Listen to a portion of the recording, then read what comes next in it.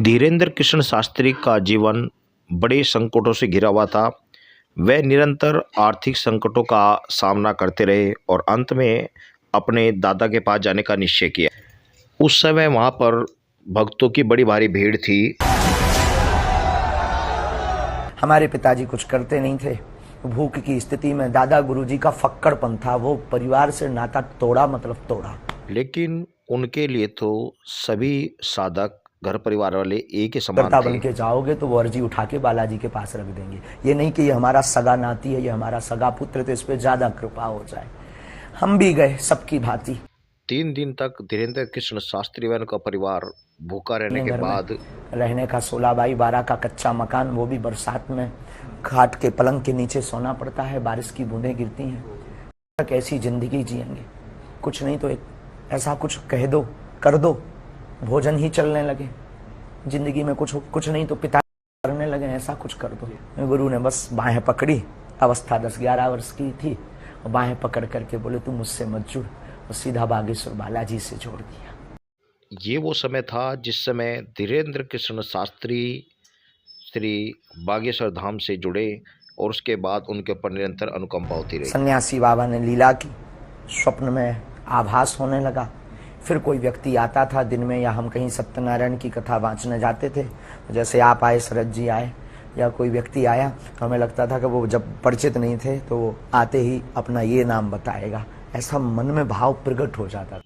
कुछ ही समय बाद धीरेन्द्र कृष्ण शास्त्री के मन में दूसरे आने वाले व्यक्तियों के बारे में अपने आप ही उनके सवाल, उनकी समस्या के बारे में पता लगने लगा और धीरे धीरे वो आगे बढ़ते रहे। उसका परिष्कृतकरण हुआ, शुद्धिकरण हुआ, धीरे धीरे जागृति हुई, फिर अज्ञातवास की साधना। अज्ञातवास में उन्होंने संसार से अपने आप को काटकर श्री हनुमान जी के चरणों में समर्पित कर दिया और उसका परिणाम सामने। जब वह लौटे तो आकर बागेश्वर धाम की शरण में बैठ गए। तब तक उन्हें बहुत कुछ प्राप्त हो चुका था। 9-10 साल की अवस्था से ही हमने बालाजी की सेवा की। जब बच्चे खेलना सीखते थे तब से हमने हनुमान चालीसा का पाठ, और गुरु ने जो विधान बताया वो मीडिया पर बताने का विषय नहीं है, वो अनुभव का विषय है। कभी आप आइएगा तो उसको हम आपको बताएंगे कि हमने क्या क्या अपने जीवन में मुश्किलों को सहा, कितना हनुमान चालीसा का पाठ किया, रातों भर हनुमान जी के चरणों में बैठकर रोए हैं, रातों भर हवन किया है। उसका ही ये परिणाम है जो आज सनातन संस्कृति का झंडा जगह जगह गाड़ा जा रहा है। धीरेन्द्र कृष्ण शास्त्री ने अपनी कर्म भूमि को बागेश्वर धाम ही चुना और वहां पर आकर निरंतर साधना करते रहे। कुछ समय बाद उन्होंने एक मोबाइल खरीदा और उस मोबाइल से वे अन्य संतों की कथा को सुनते, देखते और अपने दादा के अनुसार ही कथा कीर्तन किया करते थे।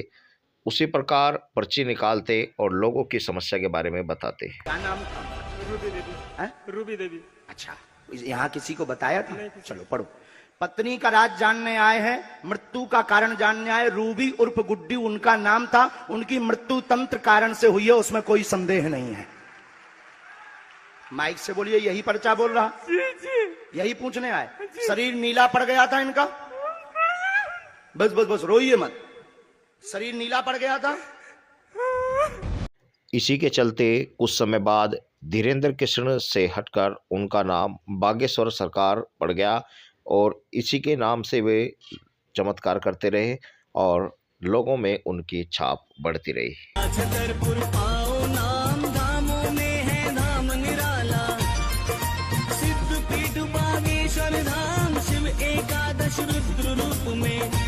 इस प्रकार धीरेन्द्र कृष्ण शास्त्री को बागेश्वर धाम की गद्दी मिली और उनके दादा की जो शक्तियाँ थी वो उनके ऊपर पूर्ण रूप से आई और उन्हीं को के साथ में रहकर उन्होंने इस प्रकार के कार्य को अंजाम दिया और समस्याओं का समाधान करते हुए हनुमान जी का प्रचार किया, हनुमान जी की चालीसा का पाठ लोगों को सिखाया।